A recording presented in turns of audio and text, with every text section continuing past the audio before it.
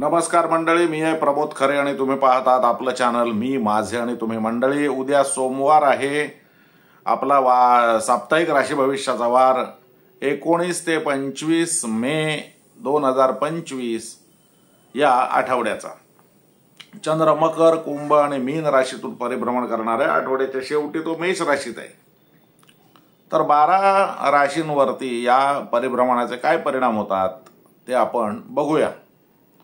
सोमवारी तो मकर राशीत म्हणजे त्याच्या नीच राशीत असल्या कारणामुळे, त्याच्या नीच नव्हे त्याच्या निर्बळ राशीत असल्या कारणामुळे तो फारसे काही परिणाम दाखवेल असं मला वाटत नाही.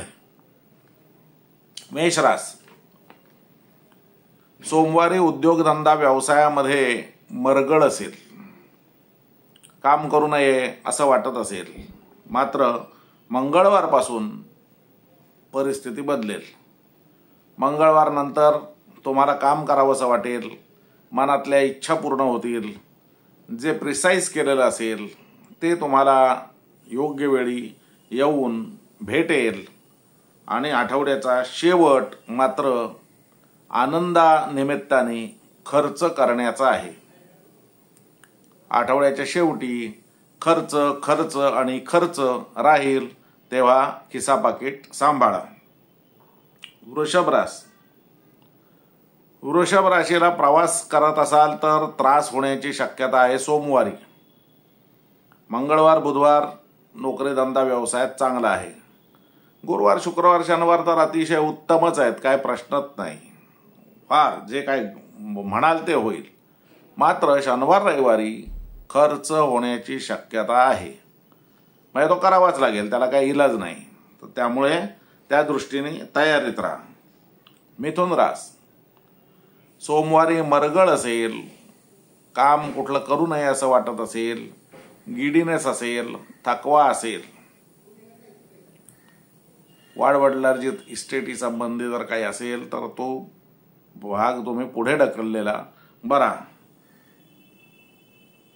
मंगळवार बुधवार हा अत्यंत प्रवासाच्या दृष्टीने वगैरे चांगला आहे. बंधुवर्गाच्या भेटी होतील, बंधुवर्गाकडून चांगली बातमी कळेल. एखाद्या लग्न मुंज किंवा वास्तुशांत किंवा मंगल कार्यामध्ये भाग घ्यावा लागेल. आठवड्याचा शेवट हा उद्योगधंदा व्यवसायामध्ये व्यग्र होऊन जाल. तुमच्यावर नवीन जबाबदारी पडण्याची शक्यता आहे आणि त्यामुळे त्या कामामध्ये तुम्ही बुडून जाल.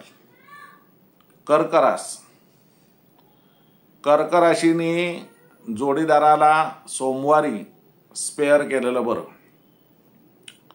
त्याच्या काही चुका काढू नका, लक्ष देऊ नका. काय करतोय ते करू द्या.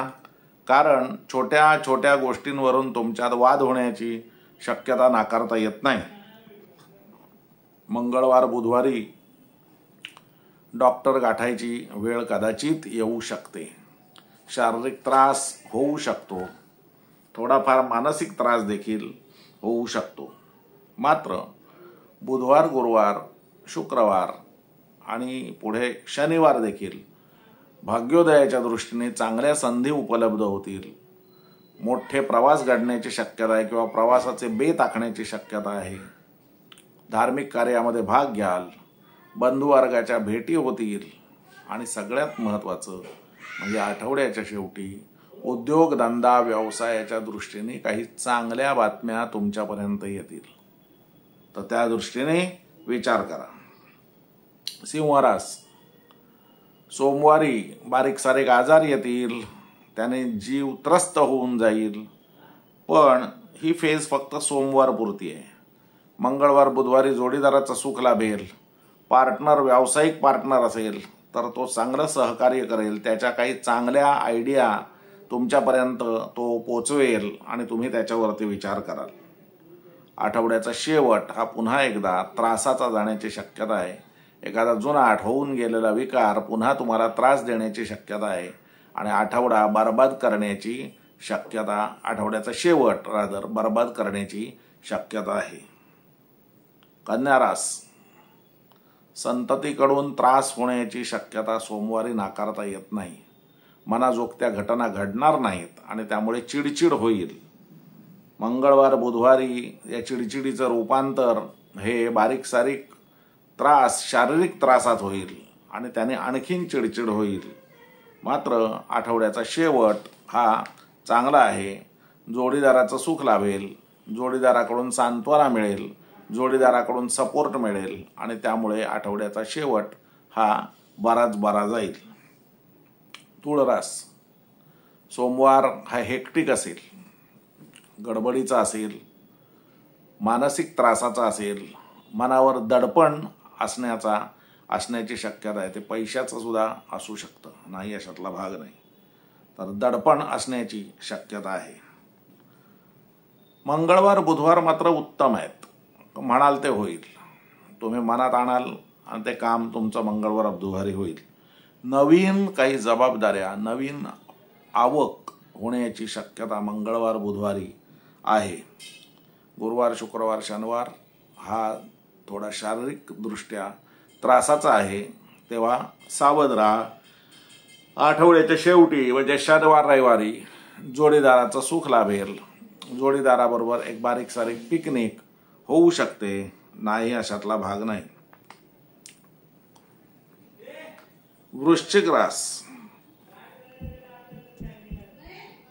बंधुवर्गाकडून काही त्रास किंवा वाईट बातमी येण्याची शक्यता सोमवारी आहे. बारीक प्रवास करत असाल तर त्याच्यामध्ये देखील त्रास होईल.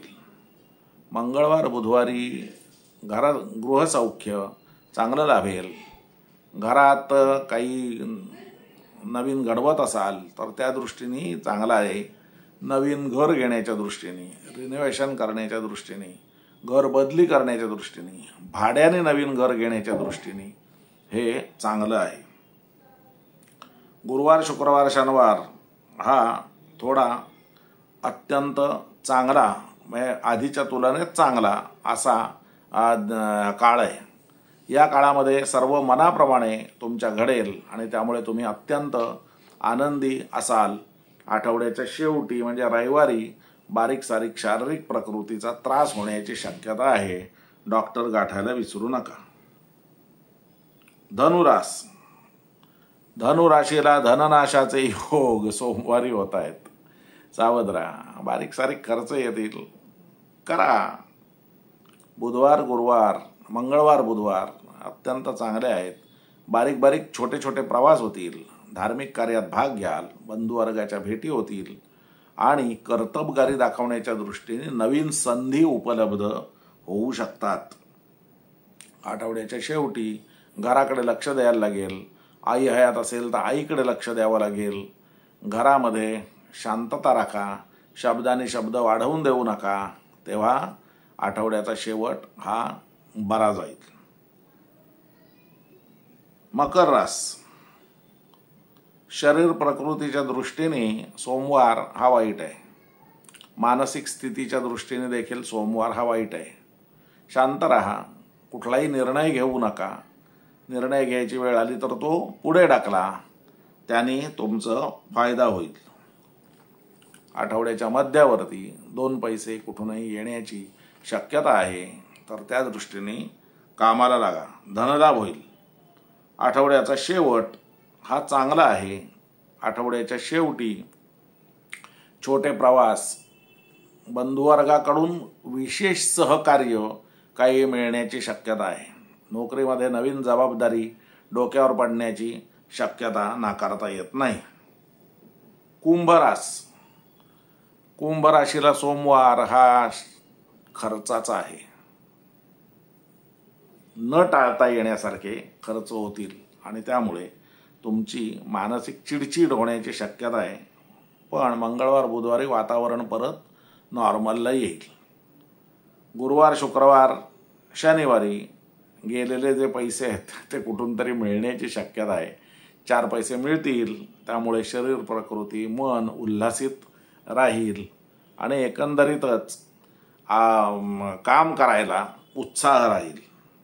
मीन रास, सोमवार हा थोडाफार नुकसानीचा, व्यापारात असाल तर हलगर्जीपणाने नुकसानीचा जाण्याची शक्यता आहे. मंगळवार बुधवारी देखील खर्चच खर्च आहेत, व्यय होणार आहे. त्या दृष्टीने सावध राहा. आठवड्याचा शेवट मात्र शरीर प्रकृतीच्या दृष्टीने चांगला आहे, उत्तम आहे. एकंदरीत मीन राशीसाठी हा आठवडा म्हणावा तितका चांगला नाही.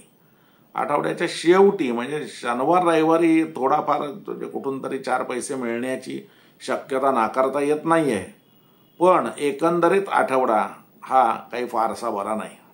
असो मंडळी, गोडा मसाल्याची शेवटची बॅच 3.5 किलोची काढलेली आहे.